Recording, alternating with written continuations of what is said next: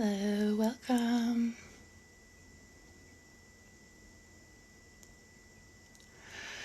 Prepare the body for spiritual work. Always, always, all things spiritual. Hey there. Welcome. Good to see you. So many lovelies flooding in. Maria Luisa, hello. Thanks for joining. Thanks for being here, y'all.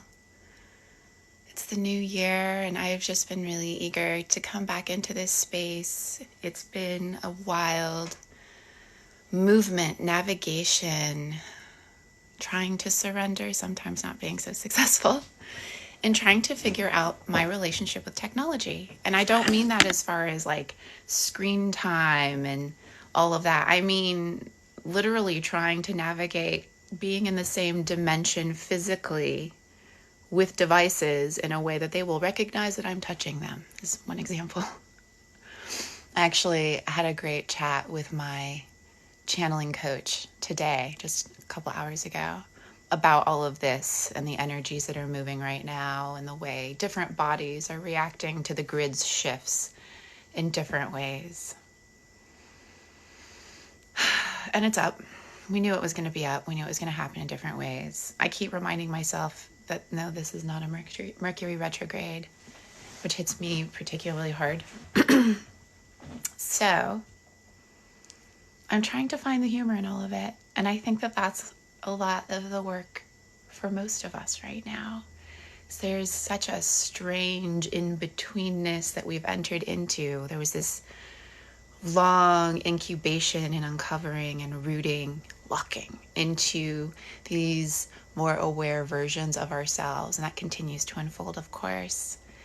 And also, you know, we're in a new chapter. There's definitely a new energy right now. And it really opened up at the winter solstice. But by January 1st, it was clear. It was just like whoosh, like the winds came through. And part of the reason for that is that we've all, in this consensus reality as the collective, given meaning to January 1st. And that is very powerful. And part of it's also astrological. We are in a quick moving, juicy time that has a lot of inward work and a lot of revelation. And for me, a lot of that is coming through different and new understandings of the grid, the earth grid, and the way that we work with it, the way we are grid beings, the way portal tenders, as many of you are, the way that we are being tapped in a different way now. If you are a new dimensional healer, new dimension being like new earth, if you work with the grid, if your body is very reactive to energy, then you may be noticing more and more shifts in your perspectives, these flashes of a different sort of point of view, or a wobbliness or softness or flexibility in time. The ability to co-create with the universe, to manifest, to control your reality is increasing every day. I'm kind of blown away by it. I'm curious if there are examples happening for you all of quick manifestation, or sort of you're thinking about something offhandedly and then it just appears. It sometimes feels like premonition, sometimes we're calling it in. How's everyone doing? Also, let's just hang out here for a while, and I'm glad to be here with you all. Thanks for all the likes and the love, y'all. See it floating up here and there. I'll light some copal for us as well.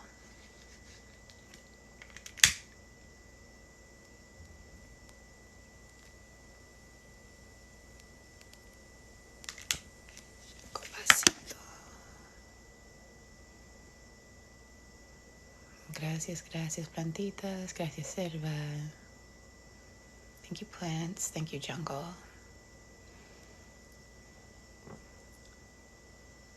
Copal is a resin from Central and South America.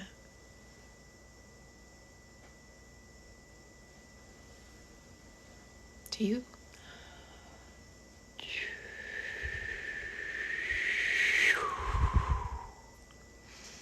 To the heart.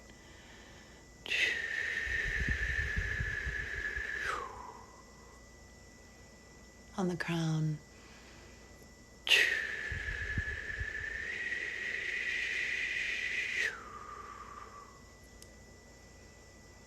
Make your hands like a book.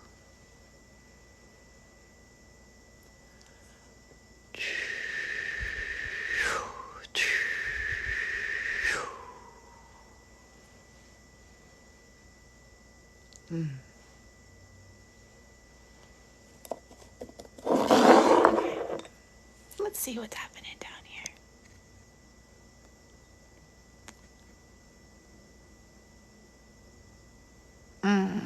We are stardust, hearing that you're sick. Just taking a moment, everyone.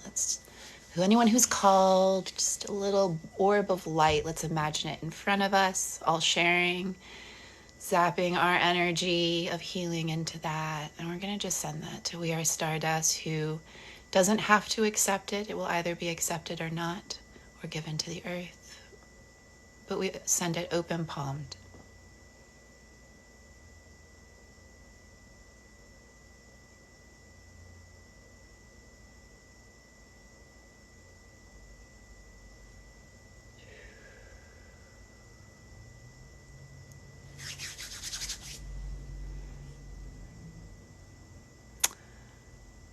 Money Kelly, feeling a lot more of the energy of creation.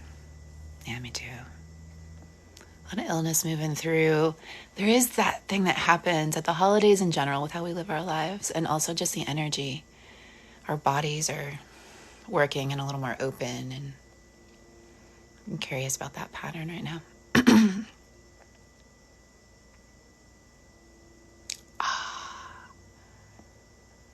All right, Melissa has a great example. I worked a little spell around my partner buying a car. 20 minutes later, he was on the phone. Yeah, that kind of speed. That is like one of the flavors of the moment.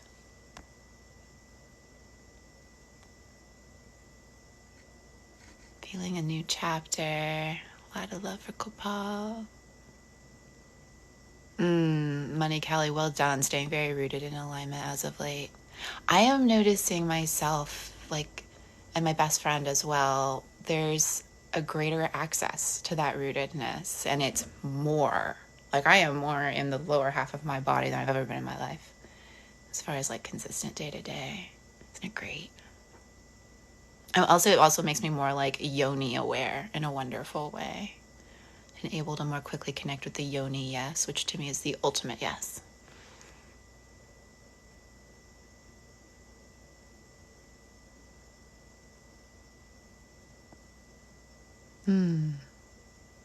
Glad that the healing energy was received. Yeah, I am let's all take a moment. For those who are tapping into sort of this extra bit of ease or accessibility in this now moment, in this juncture, let's just let that really soak in. It can be so easy to just zoom through it or acknowledge it and not really let it land.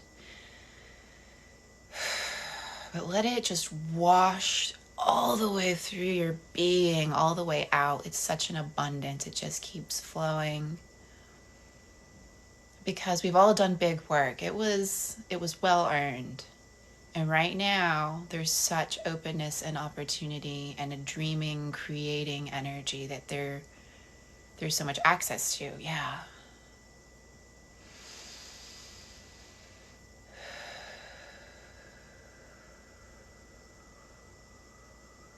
Fill your field with it. Let it be the default of reality. That's what's happening. It's not new. We just have a better access. This is even more real in a certain way than what we have been experiencing as light workers in this reality.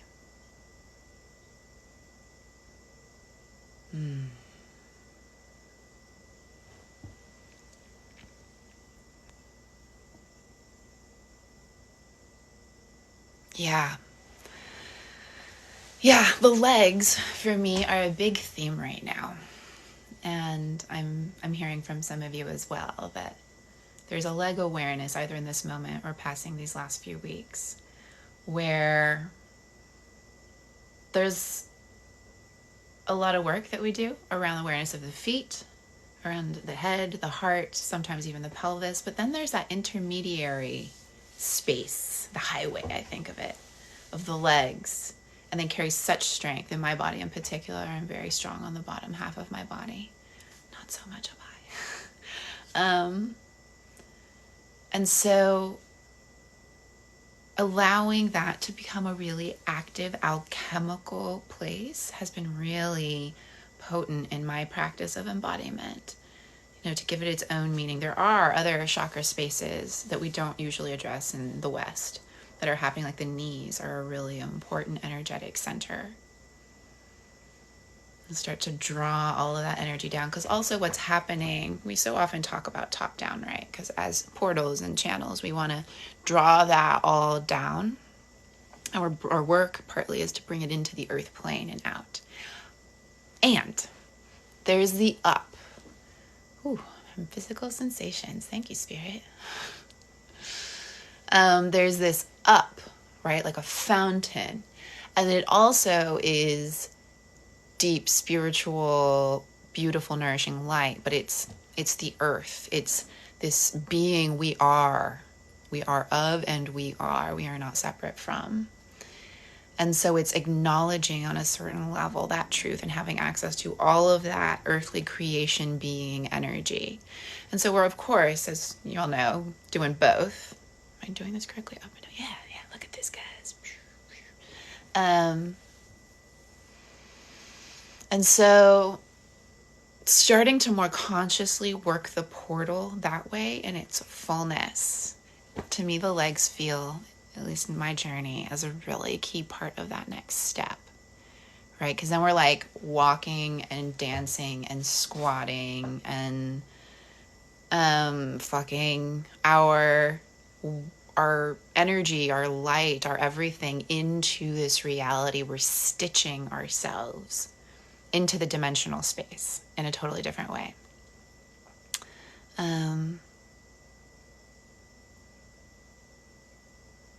Yeah, that's what wants to be said there. All right, so you guys go ahead and fill stuff in at the bottom as things are coming up. But I want to talk a little bit about, first, the difference between grid work in the old paradigm and in the new dimension. So most of us have had some exposure to the old paradigm way of thinking about this, that there's this stable earth grid structure that everything is built upon. This reality is held in place, projected, and manipulated through this architecture.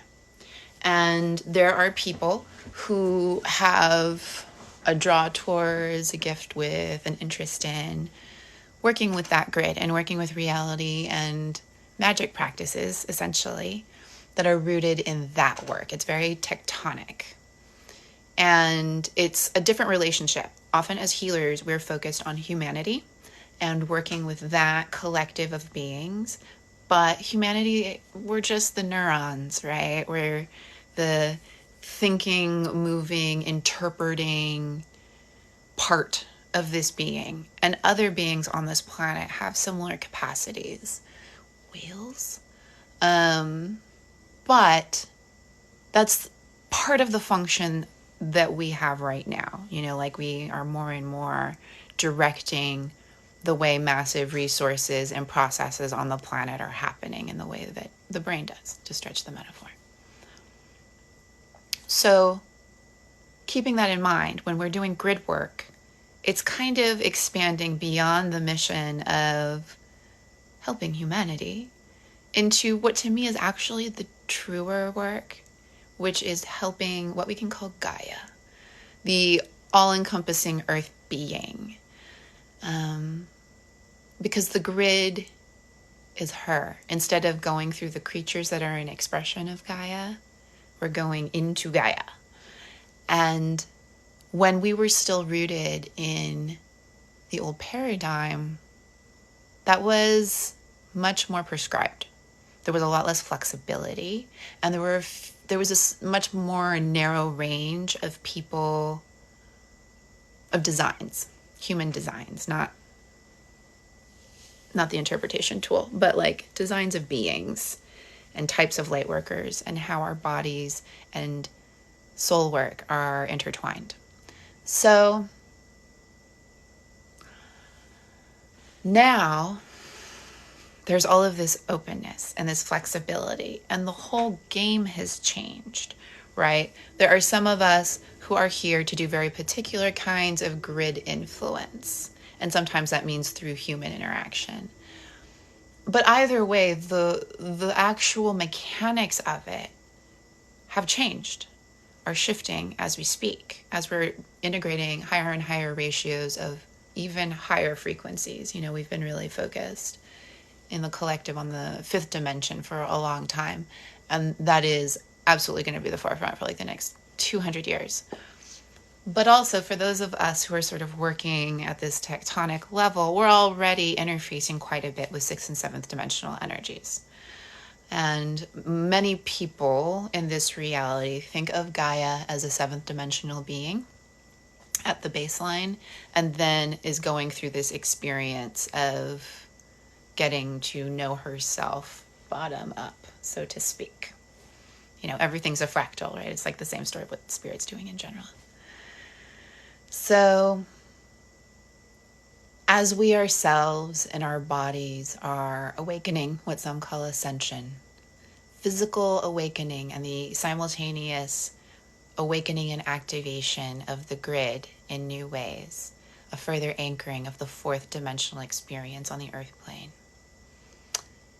We are informing all parts of that process back and forth. It's a dialogue, right? We're part of the planet, thus evolving with her, to give her a very simple gender.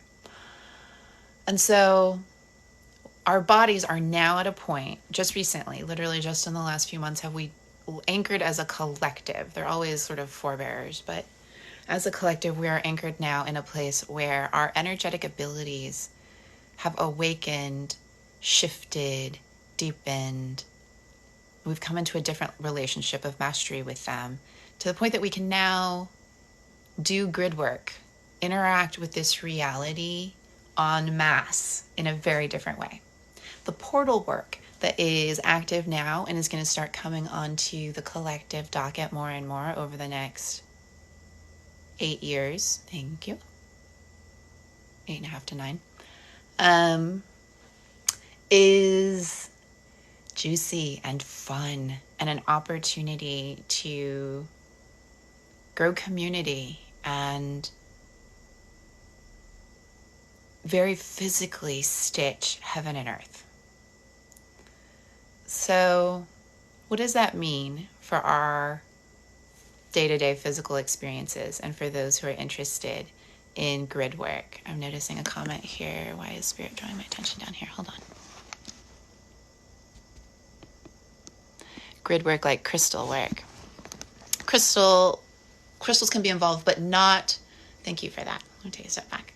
Not crystal grids. That is one form of grid work, but I mean any sort of energetic practice that is directly working with the energy geometries that create this reality, the earth body.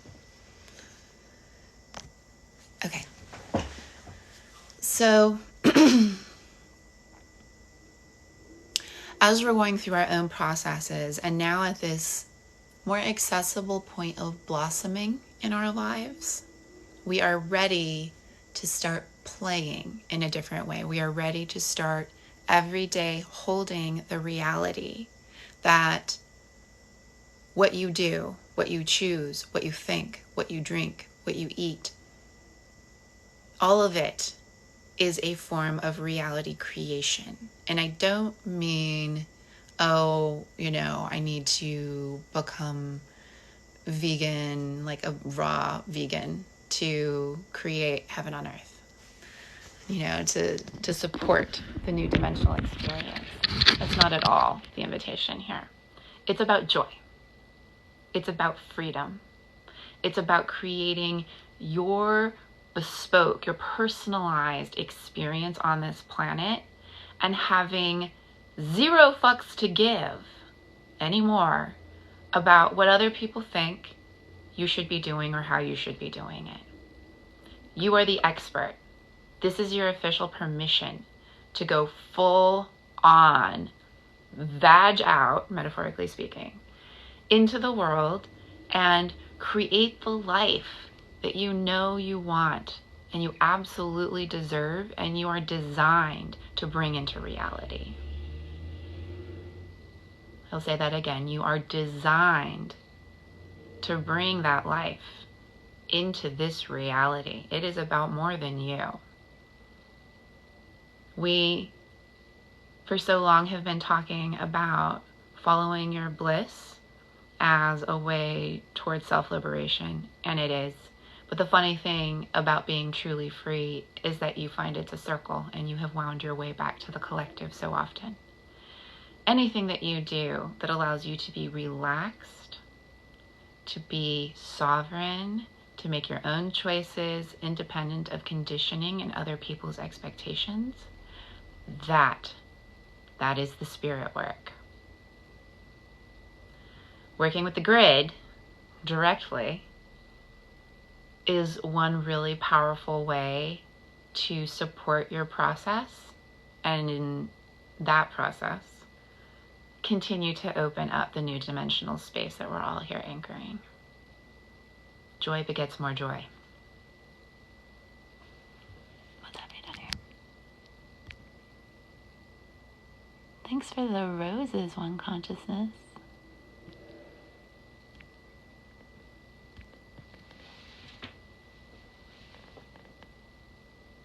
Okay, yeah. That is the question. How do we actually apply this in day-to-day life? Okay, so there are a few things. I feel a list coming on. First, there's the mind work, the meta work. That is spell work, okay? It's not just like interpersonal strengthening or changing your narrative. It is deep reality shifting spell work. So give it that kind of gravity and space in your life. Make that your daily practice to start shifting into your yes and your no. That's really what it comes down to. Spirit will guide everything through that. If you have the slightest bit of not yes, that means it's not a yes, right? A yes feels like this. Okay, everyone's going to have a different physical sensation to it.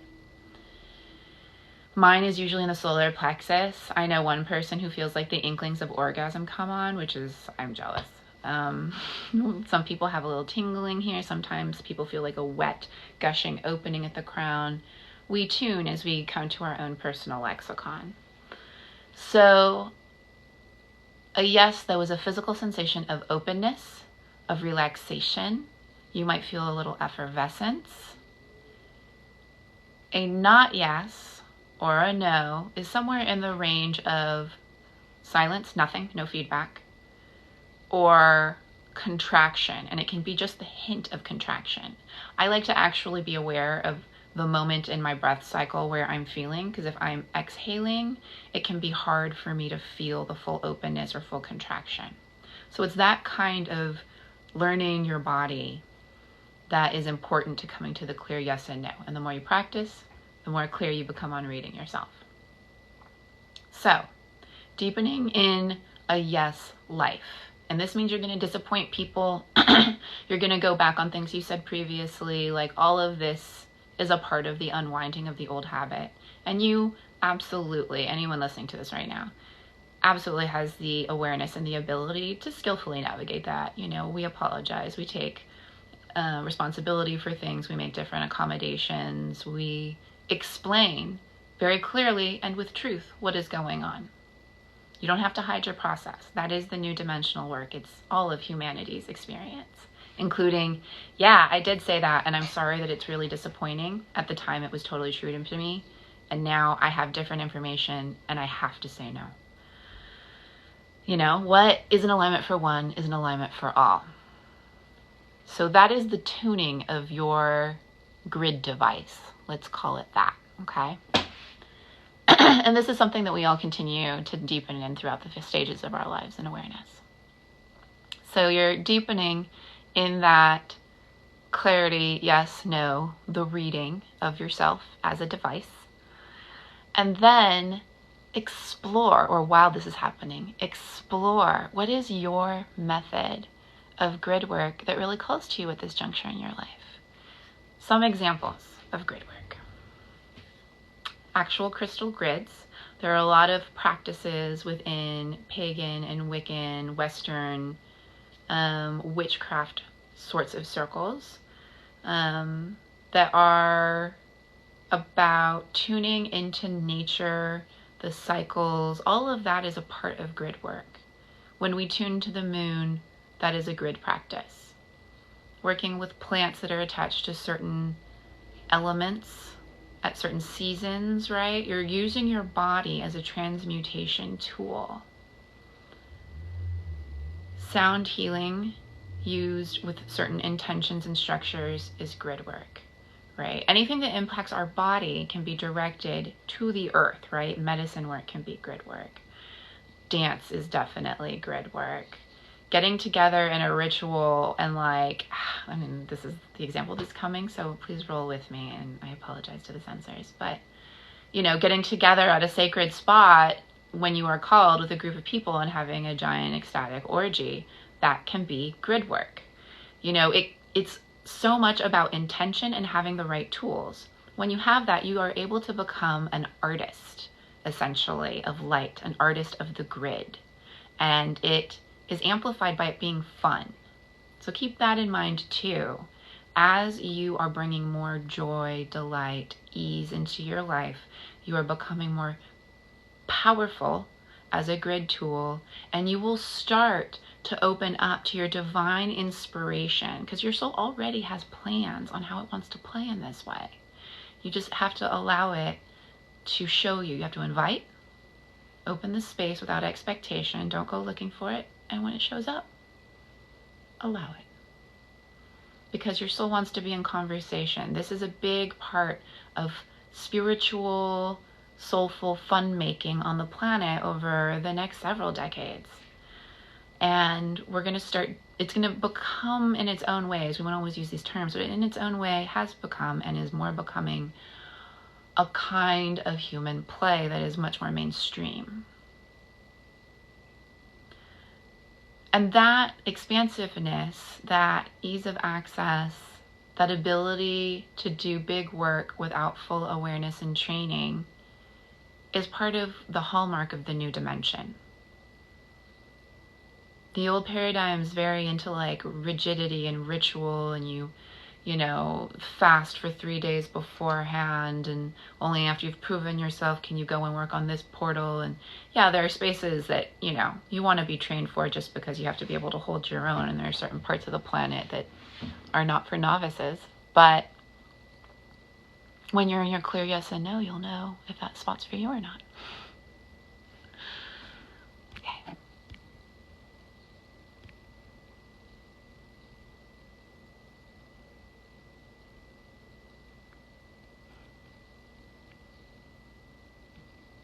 Parenting a light holder. I love that term, light holder. I'm supposed to connect people or introduce them somehow. It's beautiful work. Yeah, parenting is also its own form of very long-term grid work when done in a certain kind of intentional way. Where you live, right? Like the choice of home, the home itself, its actual location, the city you're in, all of that is also a big piece of the global collective grid project, right? When you get kind of kicked out of one location, it's time to move on to a next. It's not just that your soul is now ready for a different experience. It's also that that place is done and ready to receive someone else's energy And it's time for you to go and start planting your particular emanation into a different part of the grid.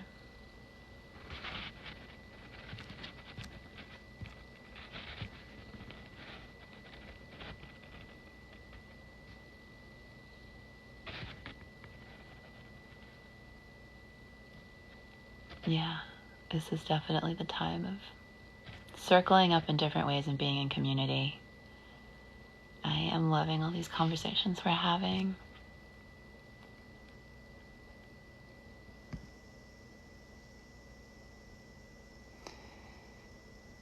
Was and now I see I'm doing grid work where I am in such a free flow state. Yeah. I mean, it's subtly happening anytime we're in flow. And you can't truly block it in yourself. It's just how much is it happening? How easy is the flow? How much energy is it taking? And it's one of the reasons it's so important as, I'll use this term, light holders. I love that. As a light holders, to follow the pull of location. We are very location specific. Very. And fighting against it, the flow, the inevitable shift, not only brings suffering, since suffering is simply fighting against what is, but it can make us and the space around us less stable until it is resolved. And I think that really speaks to how we are always influencing the grid, no matter what we're doing, how much we're focusing on it.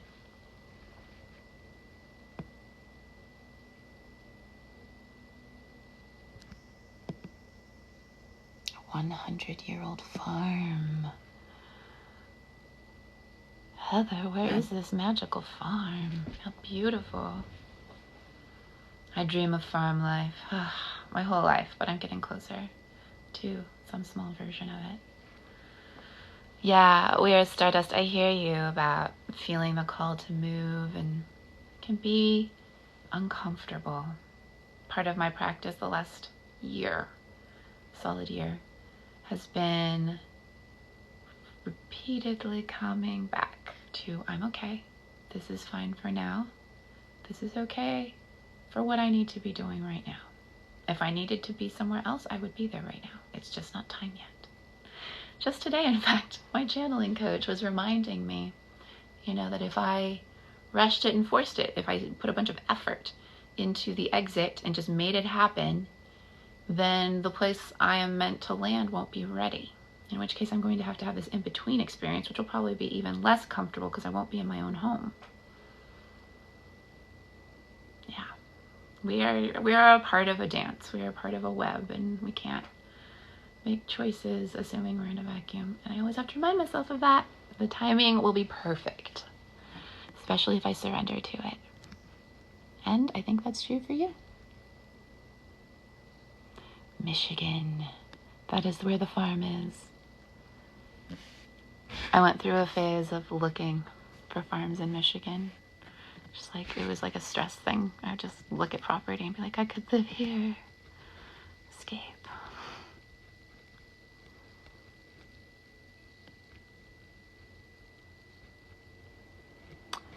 Ooh. The call to move was so loud I sold my house and everything in it to live in an old military building on a tiny island fort place. Definitely the right place, but don't know why yet. Yeah. I was feeling into that place. Was it yesterday that we were talking about that? There is a very special, interesting energy there. I'm curious how that unfolds. It is a very particular place, especially now hearing that you had such an urge to just like move. And that's going to be happening more for a lot of us. There's, in part of this reshuffle, if we haven't recently moved in the last 2 years, then a lot of us will move in the next 2 years. We're getting moved into different positions, and these will be longer term positions. For some of us, it will be a very long-term place or home base, and for some of us it will be the transition to our much more long-term life spot. And which one of those two it will be not set yet for most of us.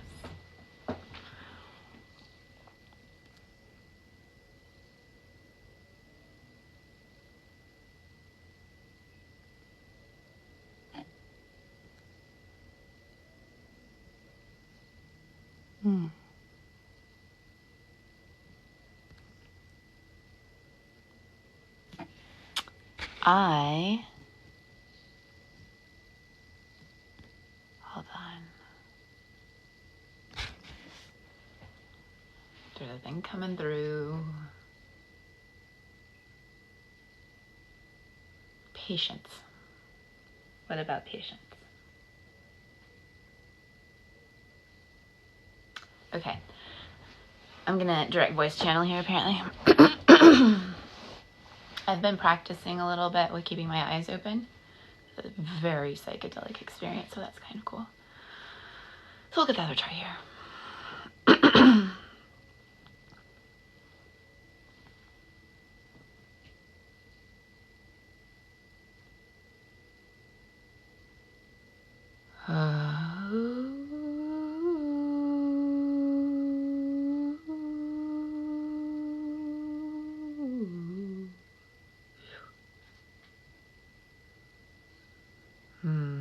Yes, we are one.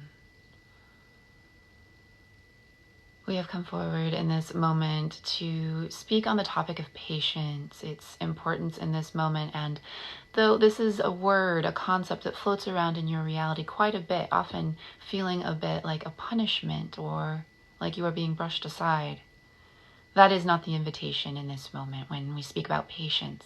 What we are pointing to is the practice of self, the practice of the moment. Because if you're in the moment, if you are rooted, grounded, centered in yourself and in your now moment, in whatever is right in front of you, there is no need for patience. When you are feeling like you need to find patience or cultivate it, it is simply a signal, a neutral signal.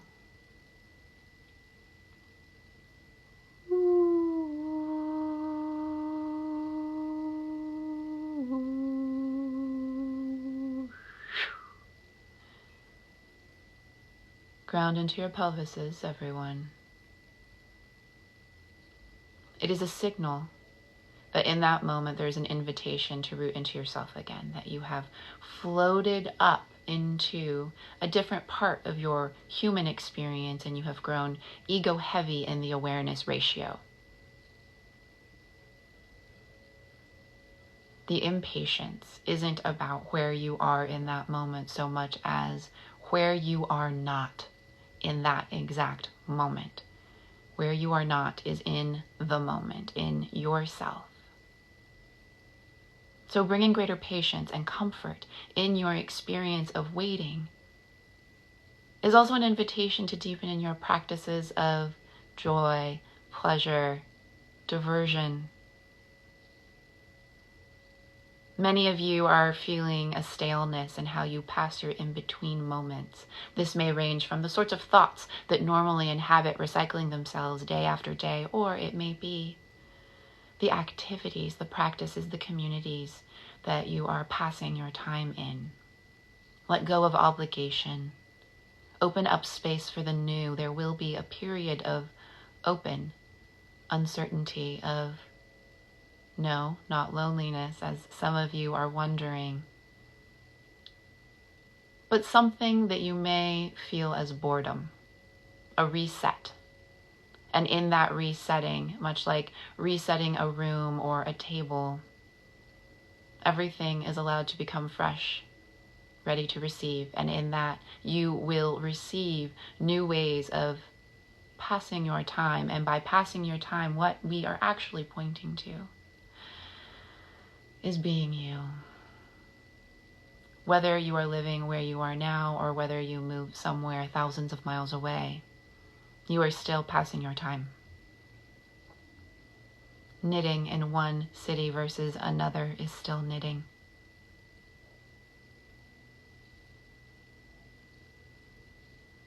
And with our love, we will leave you there.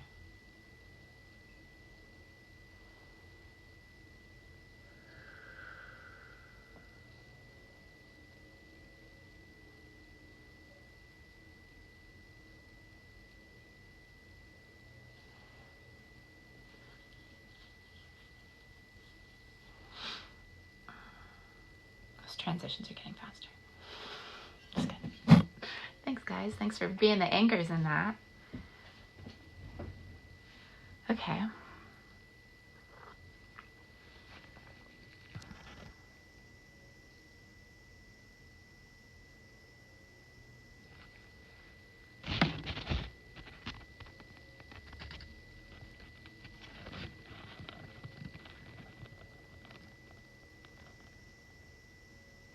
Spiritual empath, you've been practicing your channeling. Fantastic. Oh, okay. Yeah. How are you going about that? I'm curious. What's your mode? What's been calling to you? Channeling, for everyone present here, is an important part of the grid work. I mean, really, we're always channeling ourselves. But in the practice that we think of as channeling, this is a kind of new frontier as far as grid work, and it's come in with a new dimension, and I am so loving it. It's physically delightful.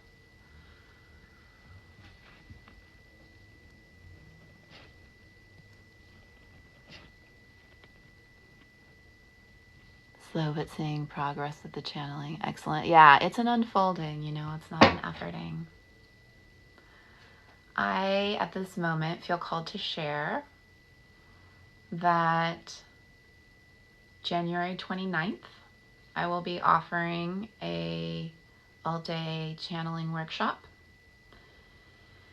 It'll be 6 hours of instruction, and it's the first time that I'm going to bring all of this different material. I've already written a lot of the stuff. It just kind of came out all in one dump. Thank you, spirits. But it's the first time I've had all of these different components together, which definitely do make a larger picture. So the title that I was given is Channeling for Purpose, Pleasure, and Play. The 3 Ps. And so we'll look at some basics. You know, it's a good starting off point for many people. It'll be a reminder of certain things. So we'll talk about like the energy anatomy that's relevant to channeling, and how to care for ourselves, the sort of starter kit of, all right, let's just jump in and start moving these energies and talking with these beings. And then we'll talk about different kinds of channeling. We'll get more into the new dimensional options and considerations with channeling. We'll talk about the way to do it in a sustainable and safe feeling way. I say safe feeling because we're always safe. Our souls, as long as we are moving with our souls, we are always safe. But there can be a lot of fear that comes up, especially for those who carry still the witch wound from past lives. So we'll talk about different ways to work with that might be coming up as we open ourselves to the work of channel. And then ways to play with it, to be in the pleasure, for it to be more than just a purpose or a tool, but to be a way that you get to have extra enjoyment in this lifetime.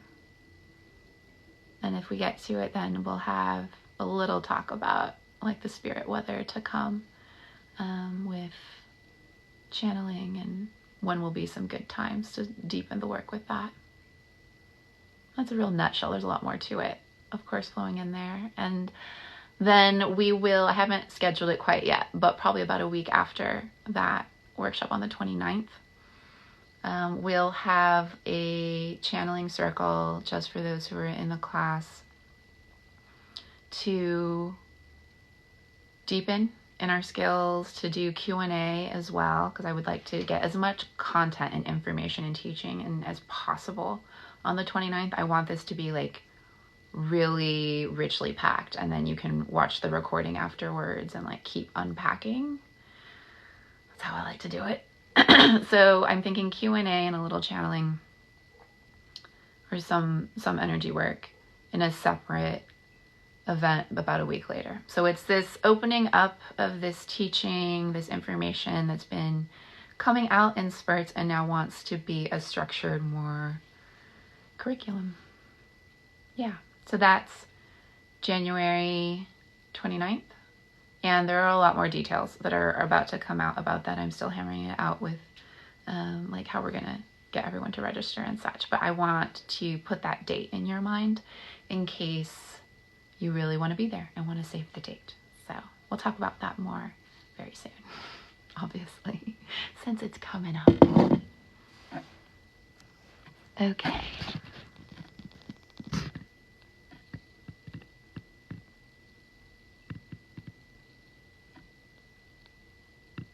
Oh, Rachel, sacred boredom. I'm definitely experiencing sacred boredom these days. I love that.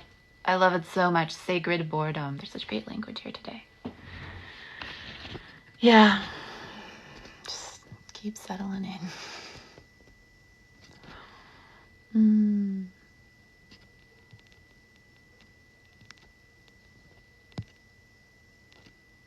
Let's see. I'm trying to catch all of the comments. It's hard to get them all. I wish it was easier to do this on a larger device. Can you make a reminder video so I can save it? Yes. Yes. Great. I'm glad that you guys are interested in the workshop. So I will get all of those specifics out very soon. And then we can dig into that more, and we can probably have a live beforehand and talk about it. Okay. Let me check in here with the spirits to see what else wants to come forward in this space. It was really a spirit who wanted this live to happen. Kind of dropped into my lap.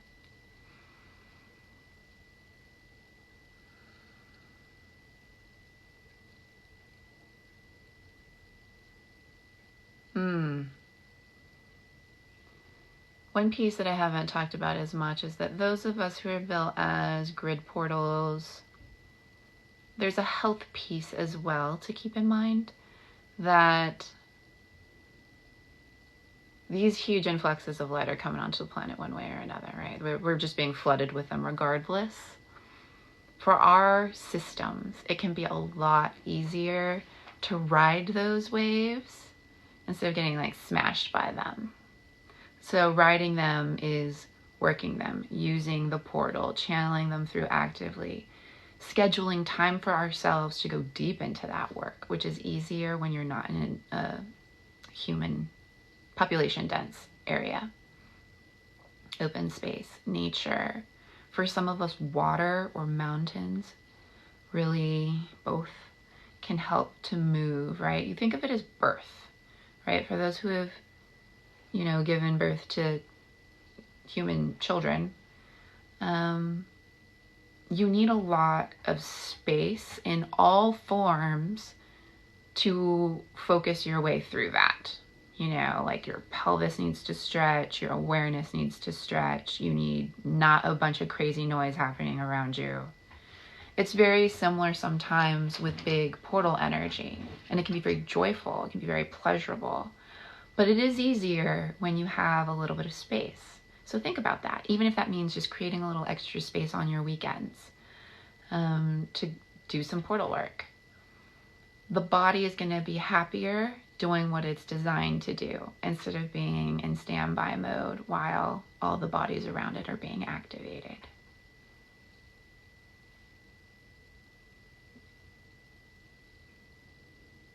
Yeah.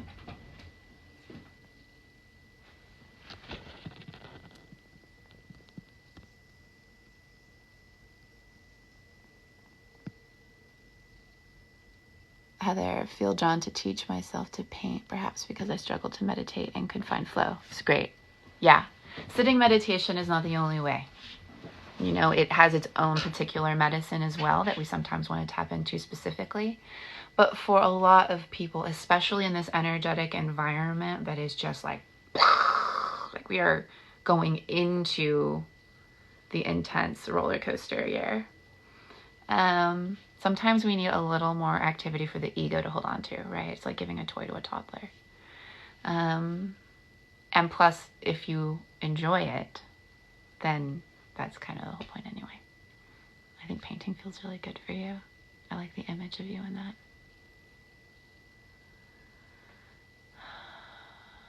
I wonder what it would mean to paint light.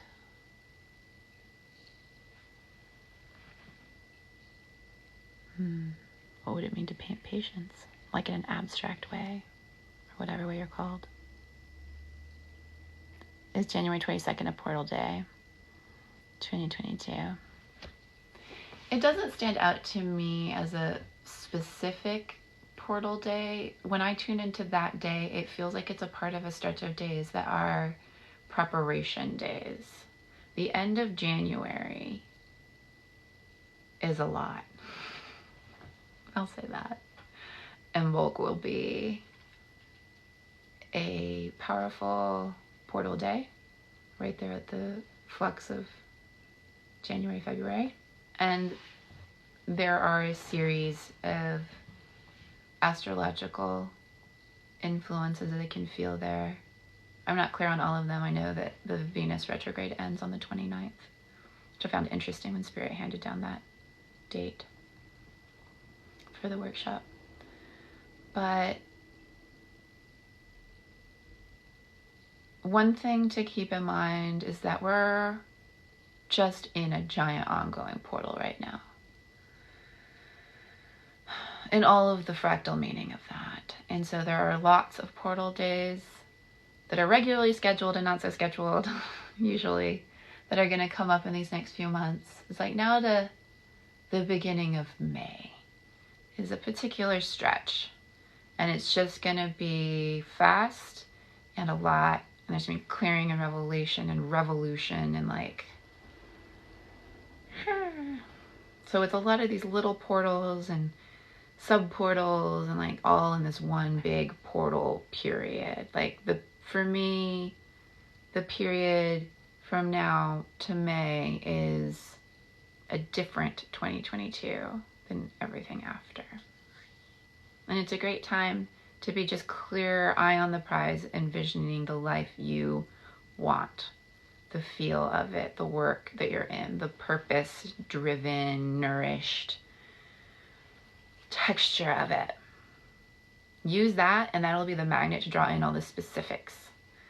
These 4 months are a wonderful opportunity to set in new structures and new visions. Now, those structures are going to morph and change, right? Don't put all of your eggs into the basket that's going to be that way in a year or 6 months.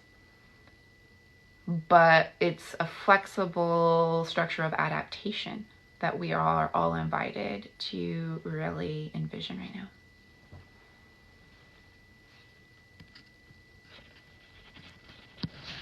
Sorry, I'm a little wobbly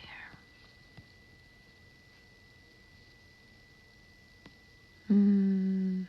Your grandmother's easel and paints. It'd be so lovely to have a little ritual as you like really deep, like step into that work.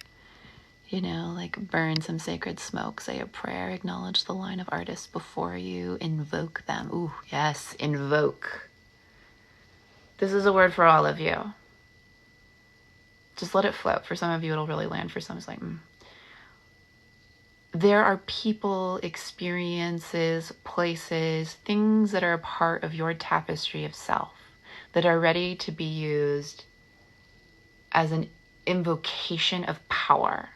So I, for myself, will give the example that, you know, I have lots of messiness and trauma that comes out of my childhood. So my parents, my brother, you know, my siblings in general, these are complex factors. And so what has been so powerful is to move them out of the like, got to figure this out, into the place of invocation, right? Like I become like the dragon version of me, this wonderful, focused, fiery, like flaming sword, Kristin, when I invoke my family of origin, turning them into a tool of power. And there's something here about a little ritual, maybe more gently, invoking the family line that you are now a continuation of, that you are now stepping into being the embodiment of their wildest dreams in all forms. A little ritual would be nice.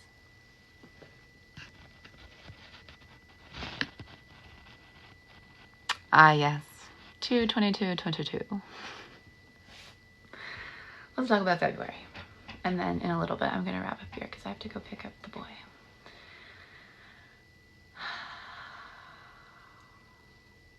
(2:20), so the 20th of February until the 23rd, but especially the 22nd. That stretch, that little tiny stretch of days, that is a pivot point in world history. I don't know if it will be obvious in that moment in the news that that's what's happened, but that energy is so clear. It's like a single steel point. And there's no coming back from it. So, and it's good. It's all in service of what should be happening, ought to be happening, we want to be happening. But it's intense.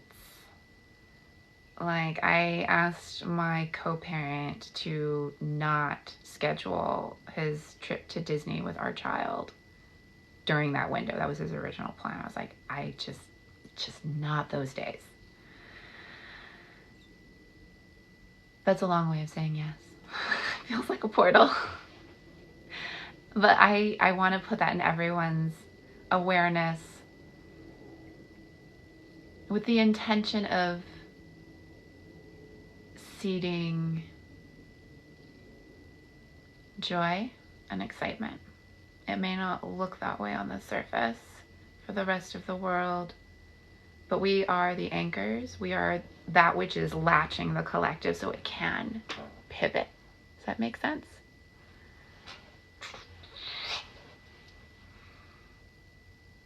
Swivel point. Okay.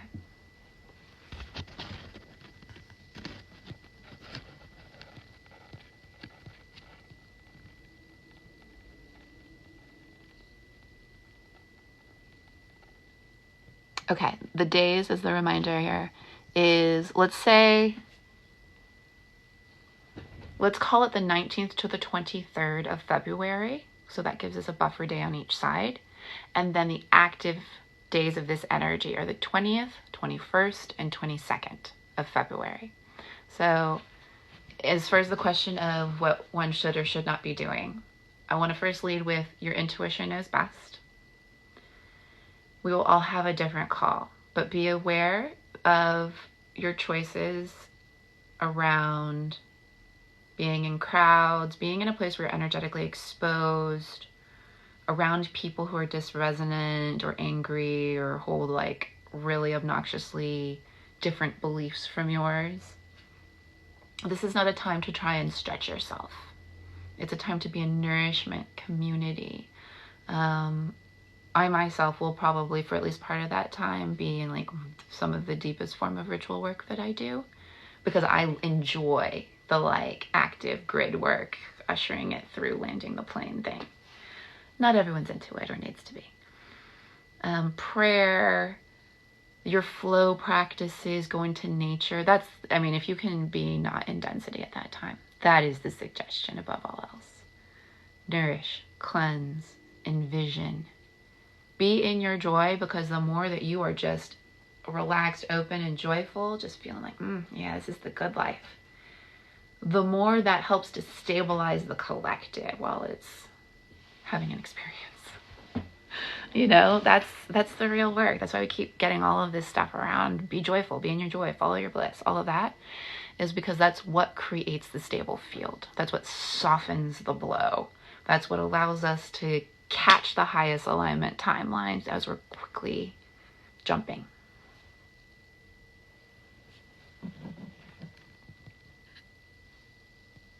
All right, yeah.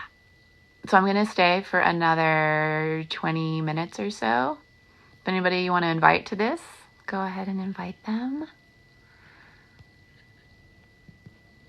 I'm open for questions.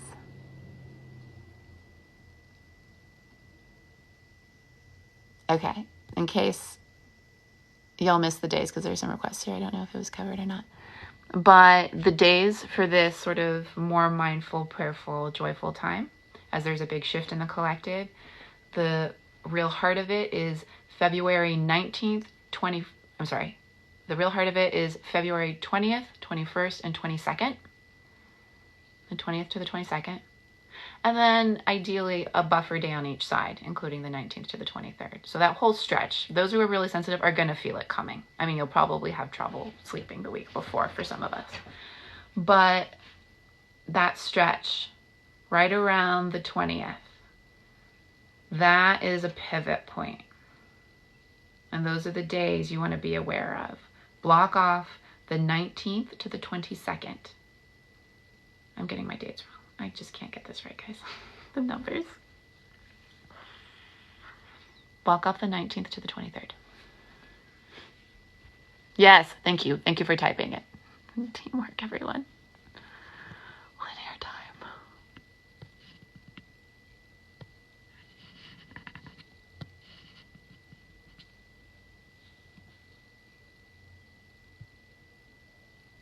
Yeah, travel can be fine. It's really about going with the intuition.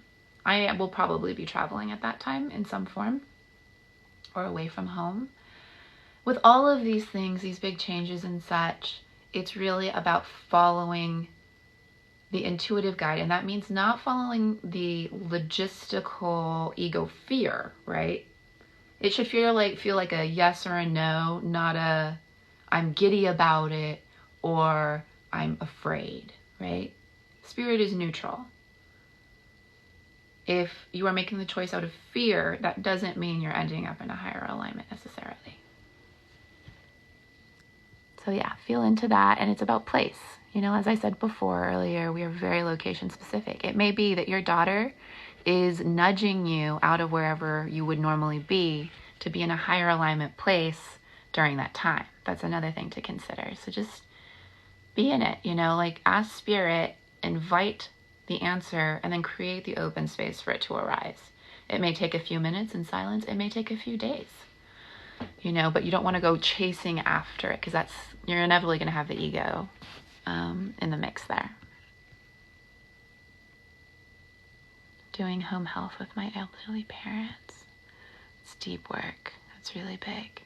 It's a lot of anchoring, and there's a lot of transmutation of lineage stuff there, huh?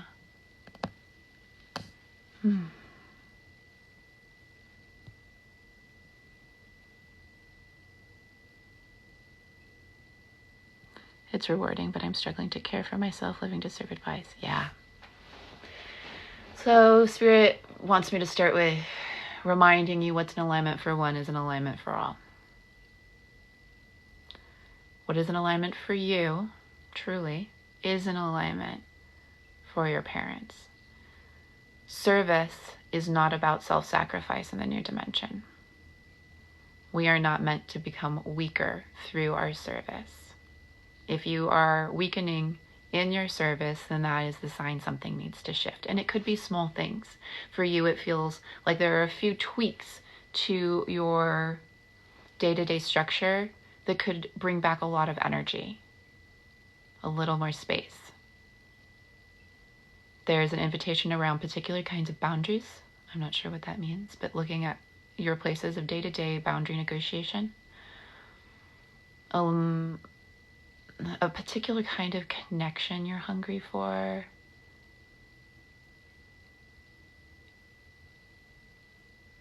It's of the mind and the spirit.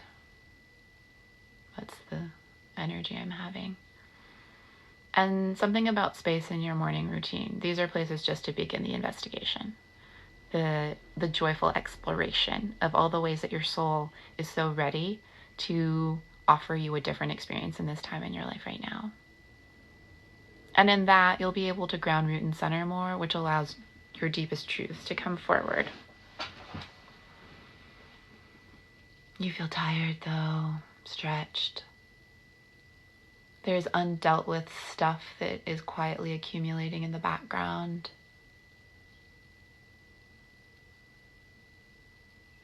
That feels stressful and tiring unto itself. And Spirit says that you don't have to carry everything. I don't know what that means, but you don't have to carry everything. There is support. There is Some of these things that you feel you must carry are also unnecessary, just in general. So there's an invitation just to sit with that. What here could I put down? What of all of this luggage and obligation and real world tasks that I'm carrying around, what is not actually necessary? What is the essence here and what is superfluous? But you do need more nourishment.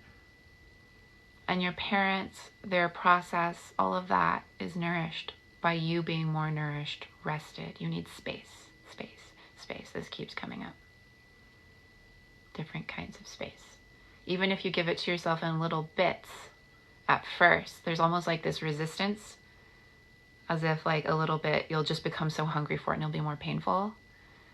It's not going to work that way, you know. Regular, if you make the dedication to yourself, regular doses of whatever it is that you need, that is going to open up more space where it becomes more easeful.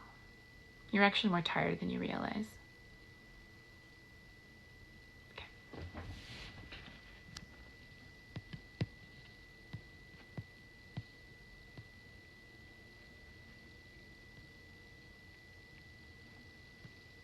Had me on your calendar on the 22nd. How fascinating. There's all kinds of weird stuff that happens with it's like one of the most multidimensional parts of my experience personally. It's just like, I don't understand how this got on my calendar. I don't even know who this person is.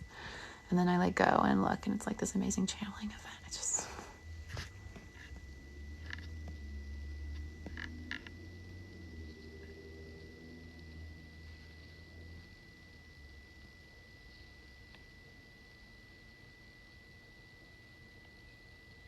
Yeah. Thanks for the links, yeah.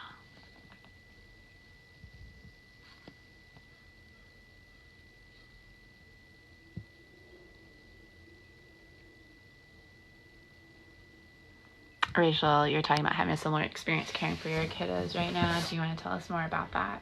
You want to say more? I'm curious about your experience.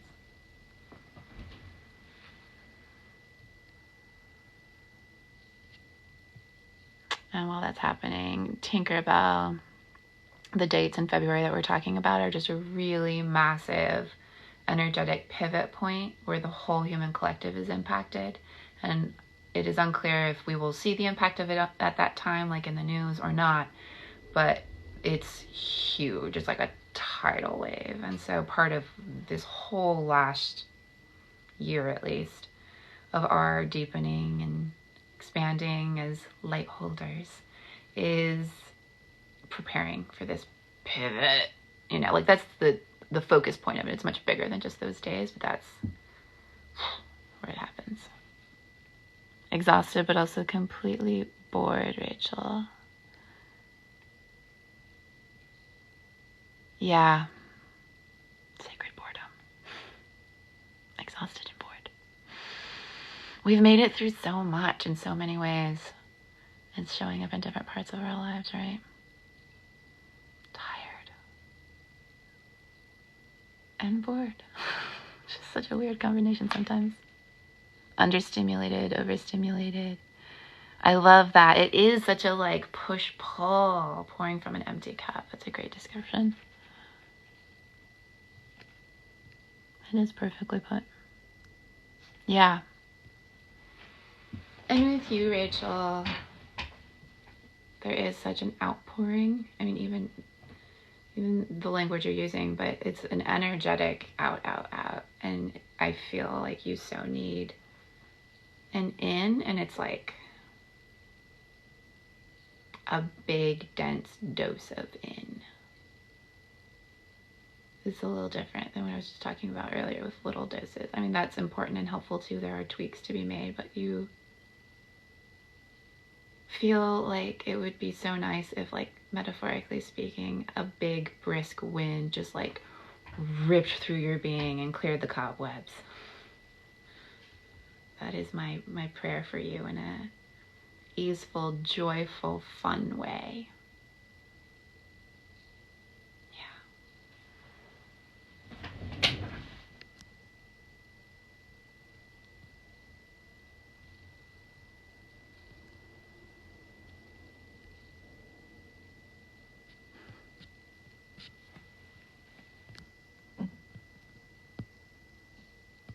Oh, I love this. Feel like I'm late to a meeting I never knew about. Does that make sense? Yeah, over and over again in my life, that makes sense. I think that we're all ending up in this meeting and we're like, what? Huh? How did this happen?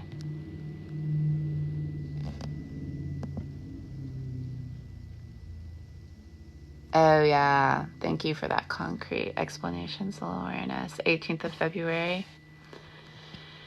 is when the sun goes into Pisces, joining Jupiter and Neptune, which is already big energy. Yeah, the Jupiter-Neptune conjunction situation that we're moving towards.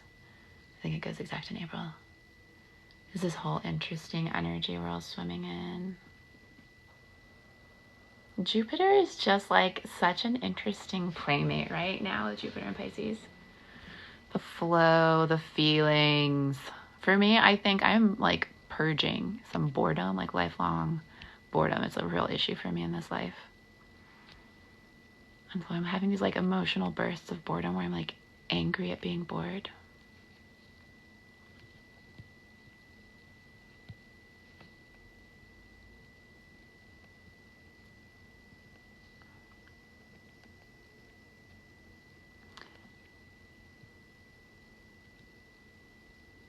Good Sunshine, you're asking if it's okay to ask personally what you can do over the next few months to make the most of the next few months personally. Yeah. I thank you for asking this because I have stuff for you specifically, but it's good for the collective too. So for you, I am having an image. So do with it as you will. The image is a person in a garage looking at a wall of shelves. They look old, like wooden shelves. It's like old structure, cobwebby, dusty. And there's this energy, just this like up and forward, and it's just like bam, bam, bam, like moving the stuff off the shelves, clearing the boxes. It's unemotional. It's no holds barred. You know, it's everything but the essential must go.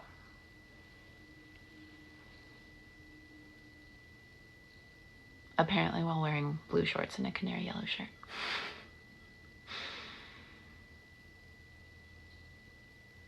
That's really what comes through. And there's not a lot of elaboration. It is an energy. It is, I don't know if this is the energy that's coming and prepare yourself to go with it and make the most of it, or if it's what you are going to want to call in and muster.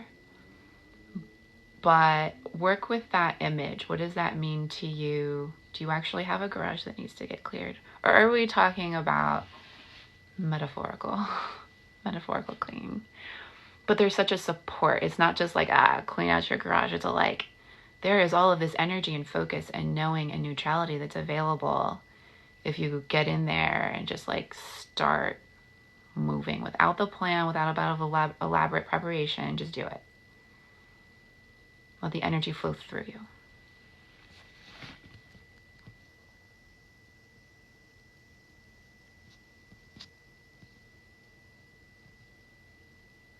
Yeah.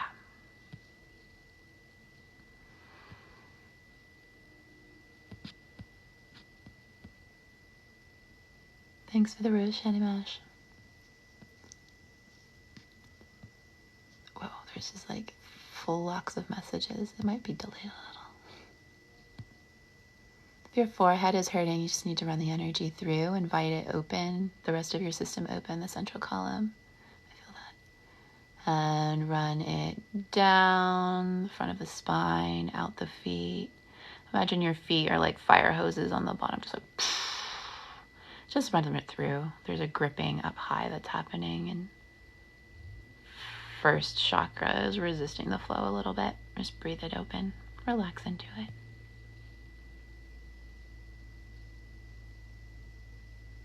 My thoughts on the Schumann right now.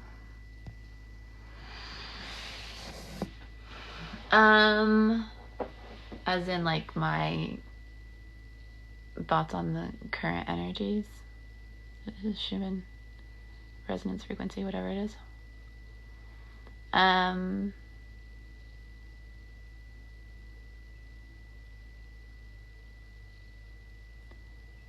interesting. This is one way that we track and make concrete our physical awakening experience, and one way that we create a little bit of planning and order around our global efforts. We're also collecting data for those who are going to come down the road a little bit to be able to manage these shifts in a different way as they continue to unfold on the earth plane. What Spirit's bringing forward and why I laughed is Spirit was pointing to how useful that can be, and also it's like we're reading this very top layer echo of what's actually happening. And I was being shown like that's a part of why sometimes I feel a little not fully satisfied with Schumann energy readings, because I can feel all the other stuff underneath. And there are other ways of reading energy scientifically and reading a relationship to the sun that are going to be coming forward.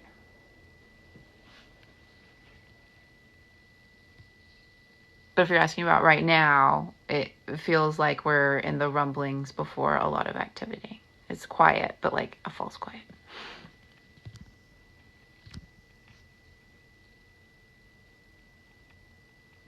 The extra emotions have been fun for my Aquarius moon too. It's such a safe place to heal. Agreed. I'm at 29 degrees of Aquarius, my moon. There's a certain point where I can be like, I am overwhelmed. We're going to put these feelings away for now. We'll come back to them on schedule. It's a blessing and a curse.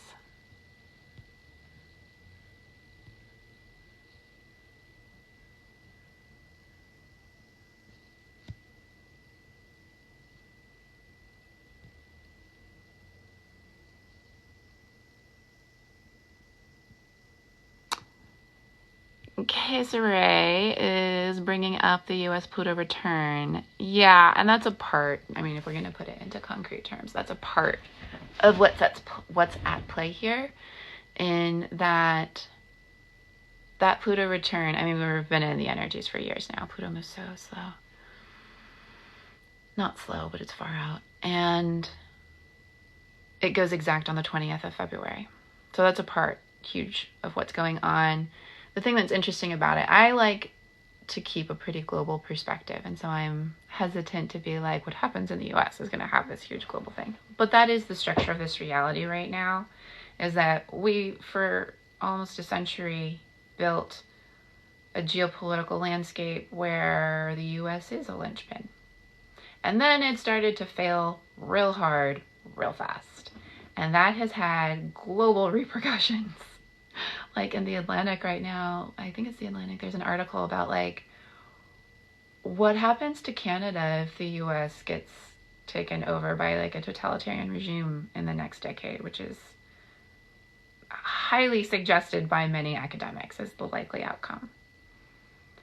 You know, like all of this starts to ripple out in many different ways, in ways we can't even imagine truly from where we are right now, because we haven't previously lived in a fully digitized, globalized community where the United States has been a massive controlling superpower and then is crumbling. This is the first time we've been in this particular kind of configuration. Before, when these sorts of things happened, we weren't an internet community. We weren't all interconnected in such a way.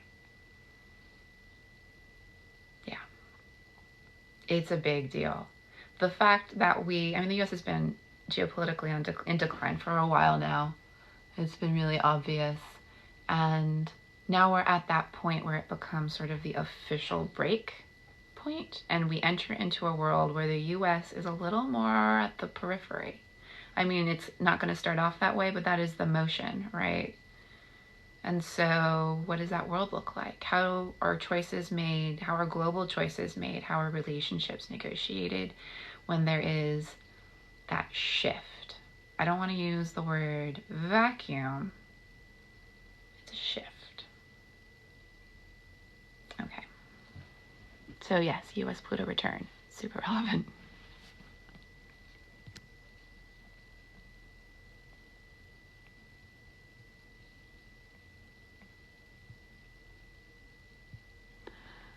Advice for those finding the aligned choices for those of us who are overloaded ourselves with interests. This one's one I'm always learning. And this is a particular thing for a lot of light holders, especially new dimensional healers. Yes, there is true alignment and clarity that's there. Drop deeper. Pause longer. Wait for the answer of what you want to do to come to you. Be willing to switch quite a bit.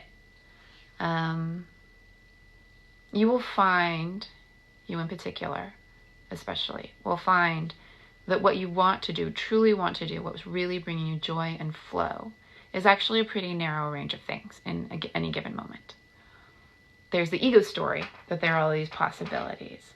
But if you get really into your yes and no, you're going to find you have only one or two yeses and a whole bunch of not yeses or not yets. Practice that. It's a nuanced thing.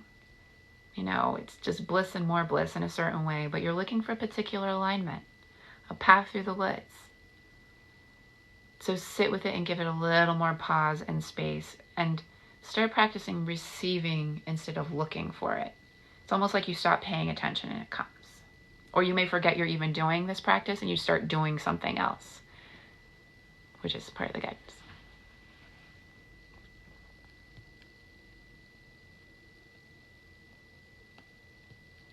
I love that you guys are helping each other and coaching each other.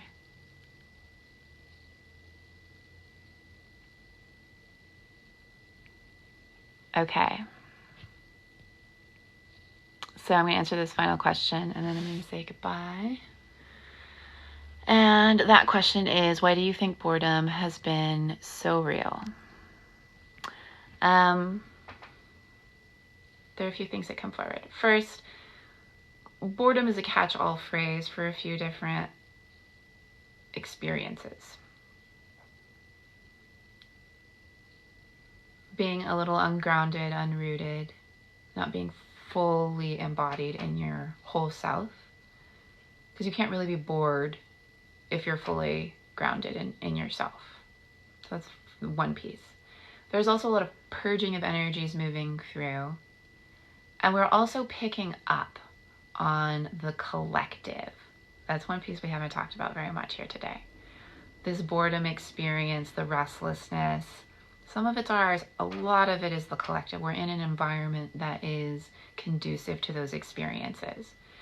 The human collective, especially in the West, is so over being in COVID lockdown.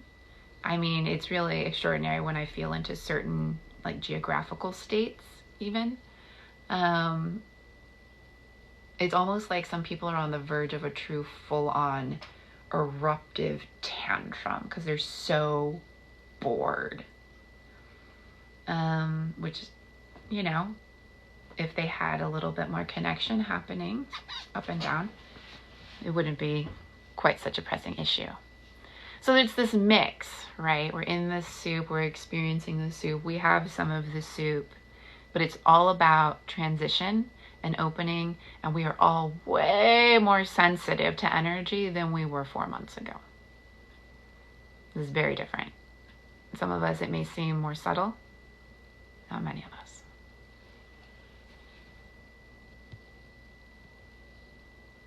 Okay. I love that we're having so much shared experience and resonance, and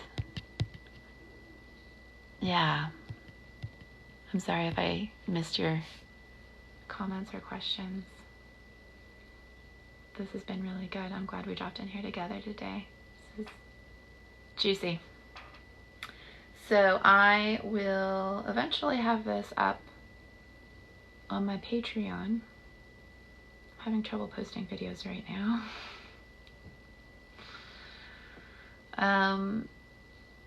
that's my intention. And if you have any curiosity for more of these conversations and explorations, you're welcome to come join us there. Come check it out. I have some free writings there that you can access without joining. And I am also actively dreaming into in-person events this year. I'm going to be doing quite a bit of traveling, and I am still open to receiving my inspiration to where I'm going to be going in some of these pockets of travel time. So if you are feeling called to organize some sort of an event, or you would like to have a small group channeling circle or something of the like, there are many things that I do and offer. I'm going to be around quite a bit this year, floating around the various regions of the United States and Mexico, and a little bit in Canada probably. So we can dream into some things together if you're feeling called. Okay, I'm going to say a little prayer.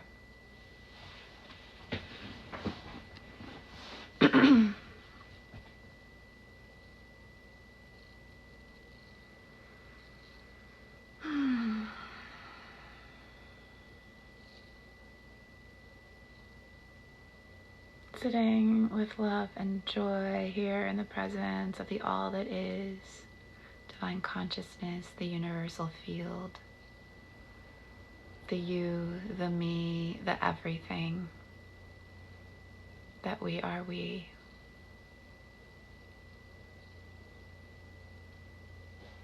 Deep bows of gratitude for each one of our lives, our bodies, our emanations, the lives that we are co-creating in every moment, the magic that is being built here in this eternal now shared space together. Thank you for the revelation, the process, the dance of awakening, of ascension, of helping this reality, this beautiful planet, to step into its next emanation, its higher alignment and frequency holding.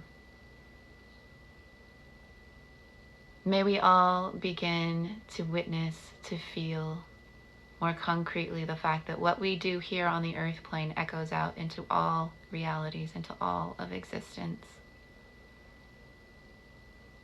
Our sacred work here is sacred work everywhere. May we have fun in this divine dance. May we find ease in sitting with our sacred boredom, and please allow it to pass as quickly as is in our highest alignment. I call in extra support of grounding, of buffering and protection, extra sparkle for each person in this now moment and beyond, all of those hearing these words at any point. Calling in our highest alignments, our brightest shinings, the most easeful way of being our full embodied God selves on this quickly changing earth plane. May we walk always in touch with the fact that we are the light.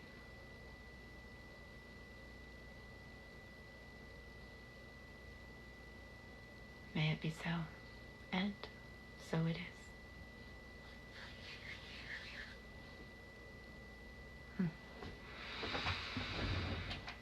Okay.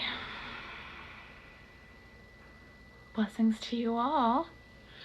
Enjoy the rest of this Wednesday, ruled by Mercury. And I invite you all to continue just running energy through your channel. Anything that comes up, run it through. Is it yours? Run it through. Is it someone else's? Run it through. Doesn't matter. Run it through. Your default setting is joy and abundance. And we are all now much more able to access all of that. Just run the rest through. All right. I love you guys.